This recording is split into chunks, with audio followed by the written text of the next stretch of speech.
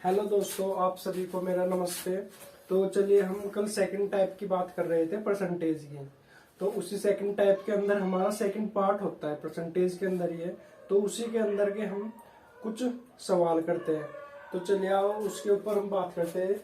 तो हमारा टॉपिक क्या था? परसेंटेज। परसेंटेज परसेंटेज को क्या बोलते हैं हम? प्रतिशत। प्रतिशत। तो हमारा सेकंड टाइप क्या था? इसी के अंदर सेकंड टाइप के अंदर सेकंड पार्ट क्या था हमारा? जो क्या है हमारा सेकंड टाइप का सेकंड पार्ट है भैया। ठीक है दोस्तों। तो हम क्या बोलते हैं, इसी के अंदर हमको कंजप्शन निकालने के लिए बोल देगा। ठीक है दोस्तों।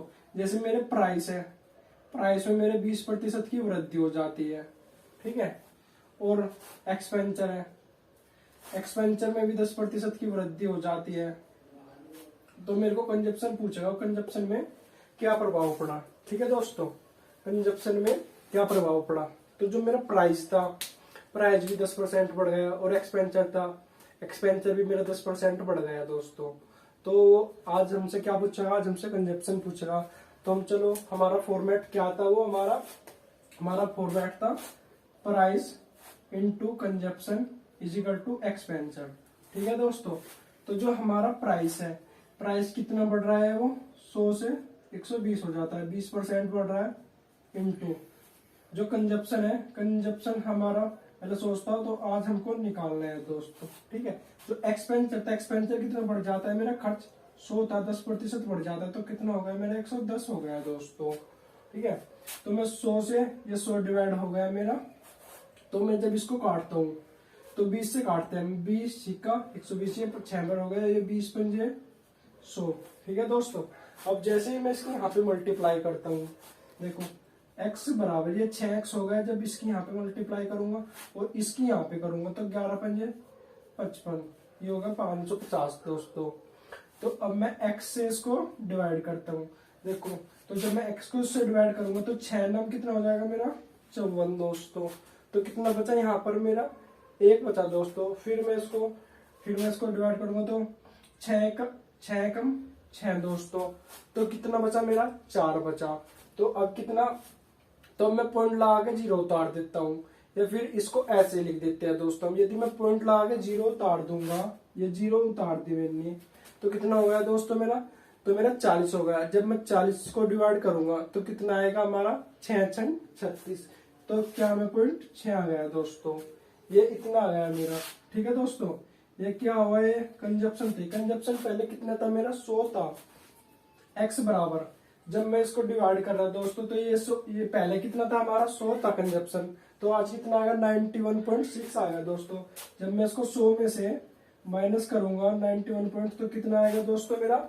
8.4 आएगा दोस्तों। कितना प्रतिशत आ गया मेरा? 8.4%। ये क्या है मेरा? यह है मेरा कंजप्शन। कंजप्शन मतलब भी खपत है दोस्तों मेरी। ठीक है। तो चलो मैं एक बार और वाइंड अप करवा देता हूँ इसको। जो प्राइस था, प्राइस मेरा 20% बढ़ जाता है, मतलब कि वृद्धि हो जाती है।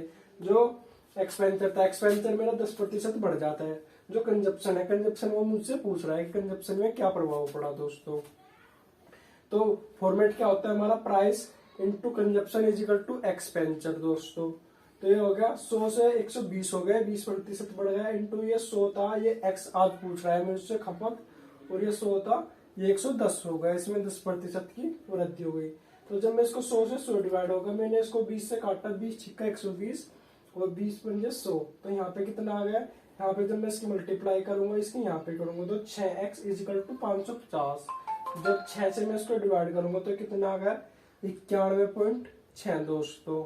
ठीक है। तो जब मैं इसको घटाता हूँ, पहले कितना 100 था, आज कितना 91.6, तो इसमें से घटा कितना बचा भैया दोस्तों मेरा? 8.4 बचा।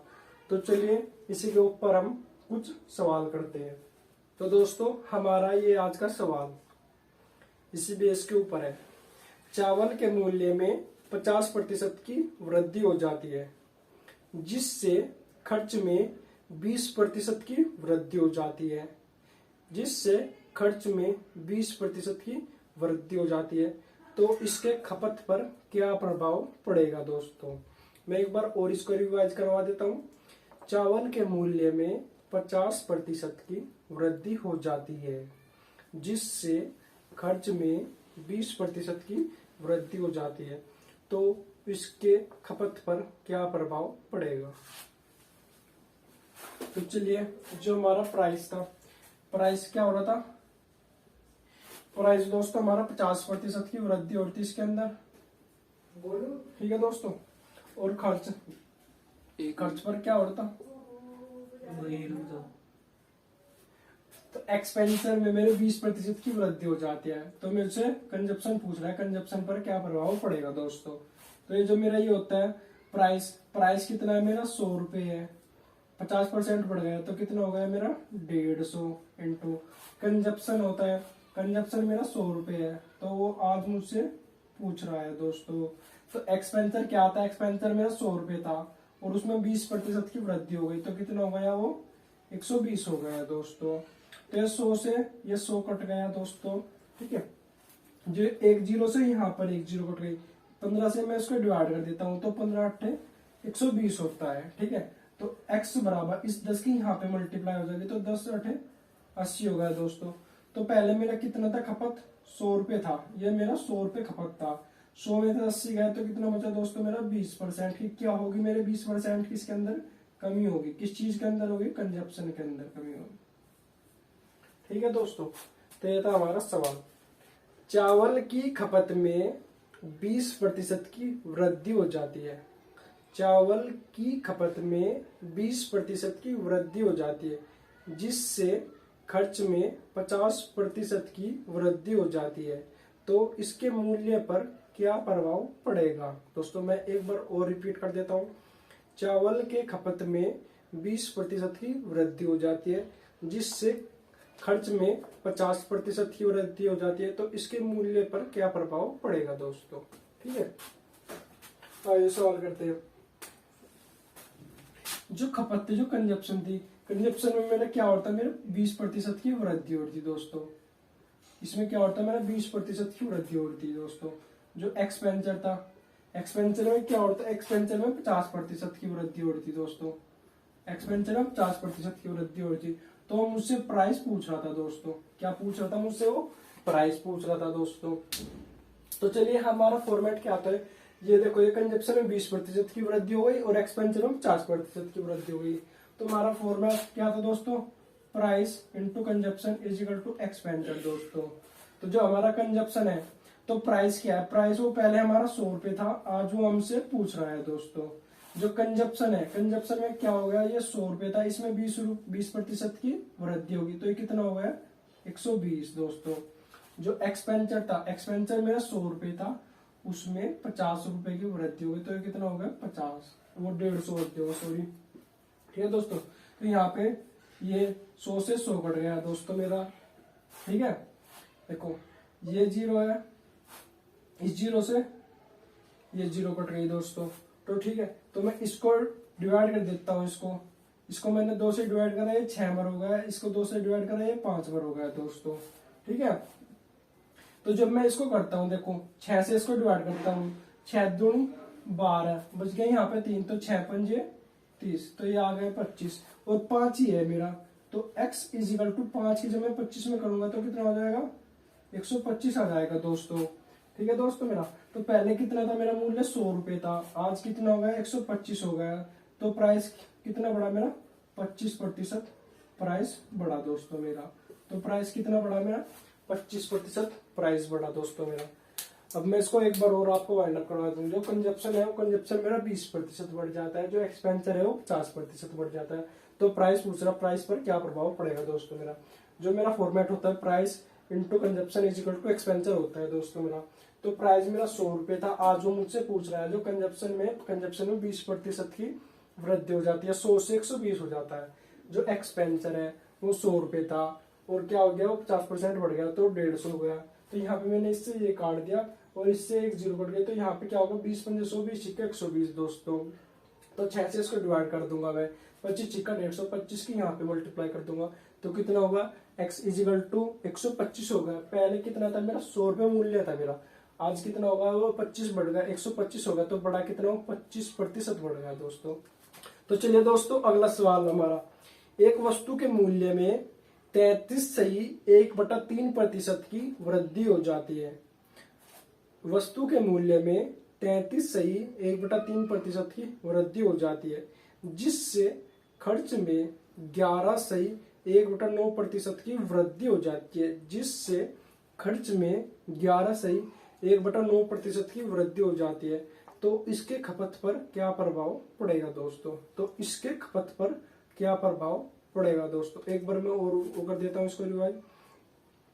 एक वस्तु के मूल्य में 33 सही 1/3% की वृद्धि हो जाती है, जिससे खर्च में 11 सही 1/9% की वृद्धि हो जाती है। तो इसके खपत पर क्या प्रभाव पड़ेगा दोस्तों।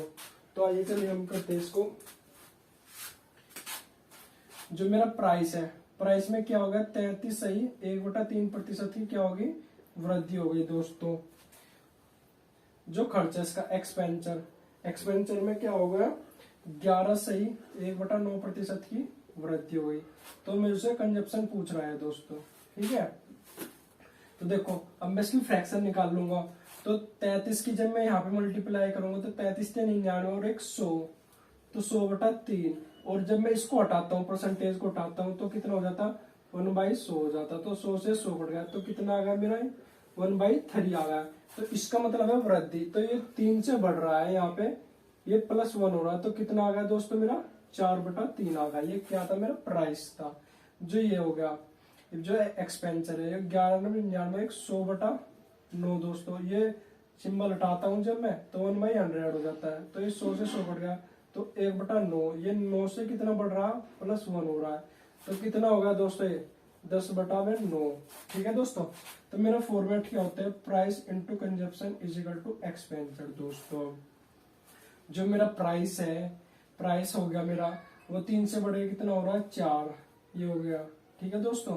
जो मेरा कंजप्शन है, कंजप्शन मुझको निकालना है। मान लिया मैंने 100 रुपये थे, तो आज मुझको निकालना है। जो एक्सपेंचर है वो मेरा 1/9 था, तो 9 से 1 बढ़ गया, तो कितना होगा दोस्तों मेरा, 10/9 हो गया दोस्तों। ठीक है। तो चलो हम इसको डिवाइड करते हैं। 3 से मैंने ये काटा, 3 3 9। ठीक है दोस्तों। जब मैं इसको 4 से डिवाइड करता हूँ तो कितना आ गया मेरा, 25। ठीक है दोस्तों। तो जब मैं इस 25 की यहाँ पे मल्टीप्लाई करता हूँ और इसकी यहाँ पे मल्टीप्लाई करता हूँ, तो 3x इज इक्वल टू 25 दाम 250 होता है दोस्तों। तो x बराबर क्या आ गया मेरा दोस्तों, जब मैं 3 से डिवाइड करूंगा तो 8 या 24 दोस्तों। बचा कितना, 1 बचा, तो 3 या 9। ठीक है दोस्तों। तो 1 बच गया मेरे यहाँ पे, तो ये आ गया। ठीक है दोस्तों। अब मैं ये x का मेरा मान आ गया। x क्या मानना था मैंने इसको, मेरा कंजप्शन था ये, तो इसमें से मैं डिवाइड कर लेता हूँ। ठीक है दोस्तों। इसमें से आप डिवाइड कर लेना और जो भी बचेगा आप लिख लियो। आपको भी ट्राई करके देखना है ये चीज, क्योंकि मैं आपको समझाने के लिए बोल रहा हूँ कि कैसे आप कटाते हैं, आपको भी देखना है ये एक बार। और हाँ दोस्तों, जो ये मैंने छोड़ा है इसको जरा एक बार कमेंट सेक्शन में मेरे को कमेंट करें कि हमारा आंसर इतना है। ये मैंने इसलिए आपको छोड़ा है, कमेंट करके मेरे को जरूर बताए दोस्तों। तो चलिए दोस्तों, इसी के अंदर एक अगला सवाल करते हैं। चलिए, वस्तु खरीदता कैसे है वो। ठीक है। एक वस्तु के मूल्य में 25% की वृद्धि हो जाती है। एक वस्तु के मूल्य में 25% की वृद्धि हो जाती है, लेकिन उसके खर्च पर कोई प्रभाव नहीं पड़ता दोस्तों। लेकिन उसके खर्च पर कोई प्रभाव नहीं पड़ता। यदि वह पहले 80 केजी वस्तु खरीदता है, तो उतने ही पैसे में अब वह कितना केजी खरीदता है। तो उतने ही पैसे में अब वह कितना केजी खरीदता है। एक बार इसको और बोल देता हूं मैं। वस्तु के मूल्य में 25% की वृद्धि हो जाती है, लेकिन उसके खर्च पर कोई प्रभाव नहीं पड़ता। यदि पहले 80 केजी वस्तु खरीदता है, तो उतने ही पैसे में अब वह कितना केजी खरीदता है।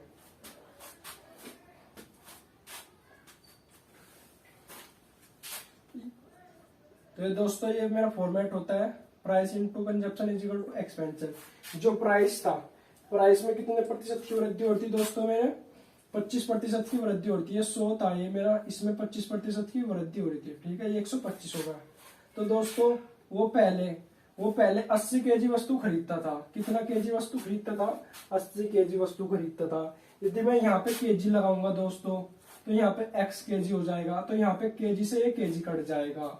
और वो बोल रहा है कि मेरे खर्च पर कोई प्रभाव नहीं पड़ेगा दोस्तों। तो 100 रुपये खर्च करता था, तो आज भी कितना करता है? 100 रुपये खर्च करता है। तो 100 से 100 डिवाइड हो गया दोस्तों मेरा। अब मैं इसको काटूंगा। देखो 25 से इसको डिवाइड करो तो 25 पंजे 125, और इसको 25 से डिवाइड करा 25 चौका 100 दोस्तों। अब मैं इसको 5 से इसको डिवाइड करता हूँ तो कितना आएगा? 16 पंजे 80 दोस्तों। अब इस 16 के 4 में मल्टीप्लाई करते हैं तो कितना आ गया? 16 चौका 64 आ गया दोस्तों। तो आज वे कितना केजी खरीदता है? वह 64 केजी वस्तु खरीदता है दोस्तों।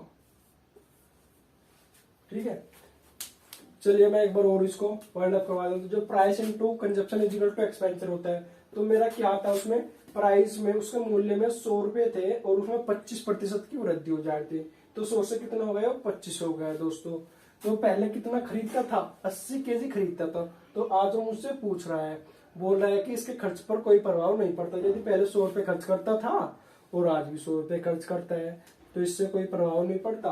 तो 100 से 100 कट गया। अब मैं इसको 25 से डिवाइड करता हूँ। 25 पंजे 125, 25 चौका 100।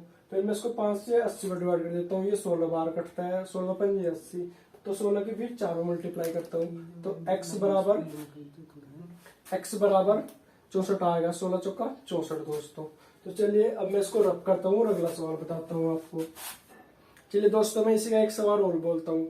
एक वस्तु के मूल्य में 10% की कमी हो जाती है।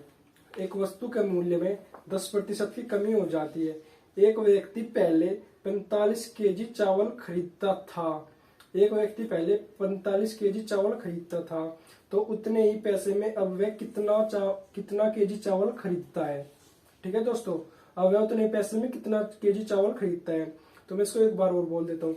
एक वस्तु के मूल्य में 10% की कमी हो जाती है। एक व्यक्ति पहले 45 केजी चावल खरीदता था, तो उतने ही पैसे में अब वह कितना केजी खरीदता है दोस्तों। ठीक है दोस्तों, तो उसमें जो है मेरा प्राइस होता है, इसमें वस्तु कितने की थी? 100 की थी, उसमें 10% की कमी हो गई, तो कितना हो गया? वो 90 हो गया दोस्तों। तो वो पहले कितना, आज वो पहले कितना खरीदता था? वो 45 केजी खरीदता था। तो आज वो मुझसे पूछ रहा है कि आज वो कितना केजी खरीदता है। ये एक्स मेरा आज होगा। यदि वो पहले 100 रुपए खर्च करता था और आज भी 100 रुपए खर्च करता है, तो 100 से 100 डिवाइड होगा दोस्तों। ये मैंने इसको काटा 45 दूनी 90 और 2 से इसको काट दिया 50। तो x इजिकल टू कितना आ गया दोस्तों? 50 केजी। ये कितना चावल खरीदता है? 50 केजी चावल खरीदता है दोस्तों। ठीक है दोस्तों, तो चलिए एक बार मैं इसको और वाइंड अप कर देता हूँ। ये 100 था, उसमें 10 की कमी हो गई तो 90 रह गया। वो 45 केजी चावल पहले खरीदता था, तो आज पूछ रहा है दोस्तों, वो बोल रहा है कि 100 रुपये में पहले खर्च करता था और आज भी 100 रुपये खर्च करता हूँ। तो 100 से 100 डिवाइड होगा, तो 45 से 90 कट गया। 45 दूनी 90, 2 से 100 को डिवाइड करा 50 आ गया। तो x इजिकल टू कितना केजी चावल खरीदता हूँ? 50 केजी चावल खरीदता है दोस्तों। ठीक है, अगला सवाल दोस्तों। एक वस्तु के मूल्य में 16 सही 2/3% की कमी हो जाती है। 16 सही 2/3% की कमी हो जाती है। एक वस्तु के मूल्य में 16 सही 2/3% की कमी हो जाती है, तो एक व्यक्ति वर्तमान में 72 केजी चावल खरीदता है। 72 केजी चावल खरीदता है, तो आरंभ में कितना केजी चावल खरीदता था? तो आरंभ में कितना केजी चावल खरीदता था, जिससे कि उसके खर्च पर कोई प्रभाव ना पड़े। ठीक है दोस्तों, समझ में आ गया आपकी? एक वस्तु के मूल्य में 16 सही 2/3% की कमी हो जाती है, तो एक व्यक्ति वर्तमान में 72 केजी चावल खरीदता है, तो आरंभ में वह कितना केजी चावल खरीदता था, जिससे कि उसके खर्च पर कोई प्रभाव ना पड़े।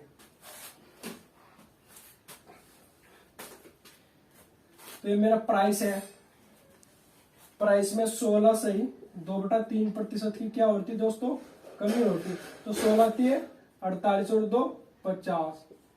ये ठीक है दोस्तों। तो ये सिंबल हटाने के लिए इसमें क्या कर दूंगा, 1/100 से हो जाएगा। तो 50 दूंगी 100, तो ये कितना आ गया?